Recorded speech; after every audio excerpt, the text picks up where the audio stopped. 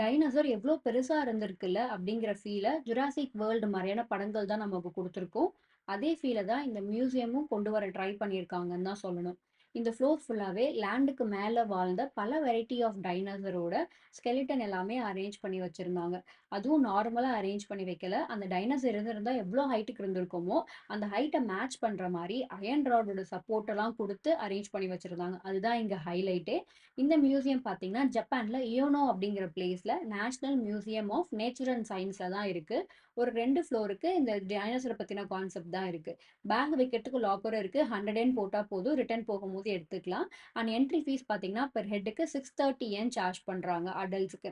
இந்த ஃப்ளோர் ஃபுல்லாவே லேண்டுக்கு மேல வாழ்ற டைனோசர் அப்படின்னு சொன்னேன் இல்லையா? இன்னொரு ஃப்ளோர் இருக்கு. அங்க பார்த்தீங்கன்னா, இந்த பறக்கிற டைனோசர், தண்ணீல போற டைனோசர்ன்னு அதோட ஸ்கெலிட்டன் எல்லாமே அரேஞ்ச் பண்ணி வச்சிருந்தாங்க. இந்த பல்லு பாருங்க. இப்படி பல்ல வச்சுட்டு தான் மனுஷங்கள 2ஆ பிச்சு எரிஞ்சுச்சா அப்படிங்கிற மாரி எனக்கு அந்த பல்ல பார்க்கும்போது ஃபீல் ஆச்சு.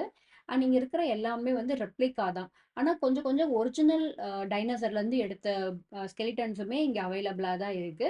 ஆனா மேஜரா எல்லாமே வந்து ரெப்ளிகா தான் யூஸ் பண்ணியிருக்காங்க. இங்க கீழ வச்சிருக்காங்க இல்லையா? இது கூட இருக்கிறது மட்டும் தான் ஒரிஜினலான டைனோசர்லேருந்து கிடைச்ச ஸ்கெலிட்டன். அத வந்து பாதுகாத்து வச்சிருக்காங்க. இத பார்த்து ஒரு குட்டி பையன் அழகா டிராவும் பண்ணிட்டு இருந்தான். பார்க்கறதுக்கே ரொம்ப கியூட்டா இருந்துச்சு. ஸோ இந்த ஃப்ளோர் முடிச்சுட்டு அப்படியே நெக்ஸ்ட் ஃப்ளோர் போனதுல தான் இந்த பறக்கிற டைனோசர், தண்ணிக்குள்ள வாழ்ற டைனோசர்னா அதோடதுல இப்ப பறக்கிறதுனா, பறக்கிற மாரியே மேல வச்சிருந்தாங்க பாருங்க. அப்படியே கட்டி வச்சிருக்காங்கல்ல. ஸோ இந்த மாரி பண்ணியிருந்தாங்க. அது ரொம்பவே நல்லா இருந்தது பார்க்கறதுக்கு அந்த ஃபீல். ஸோ நிஜமாவே இப்ப இருந்தா எப்படி இருக்கும் அப்படிங்கிற மாரி எனக்கு தோணிட்டே இருந்துச்சு இந்த மியூசியம்குள்ள பார்க்கும்போது. ஸோ உங்களுக்கும் இந்த மாரியான பிளேஸஸ் பார்க்க பிடிக்கும் அண்ட் நீங்க ஜப்பானுக்கு டிராவல் பண்றீங்கன்னா, கண்டிப்பா இங்க வந்து ட்ரை பண்ணி பாருங்க. இதுக்கு பக்கத்திலேயே யூனோ ஜூ வேற இருக்கு. அங்க பாண்டா கூட பார்க்கலாம். ஸோ இந்த யோனோ அப்படிங்கிற பிளேஸ்க்கு வந்தோம்னா, ரயில்வே ஸ்டேஷன வெளிய வந்தாலே இந்த மாரி நெறைய பார்க்கறதுக்கான விஷயங்கள் இருக்கு. ஸோ 1 ஃபுல் டே நல்லாவே ஸ்பெண்ட் பண்ணலாம். சாப்பிடறதுக்கும் நெறைய கடை இருக்கு. நெக்ஸ்ட் வீடியோல மீட் பண்ணலாம்.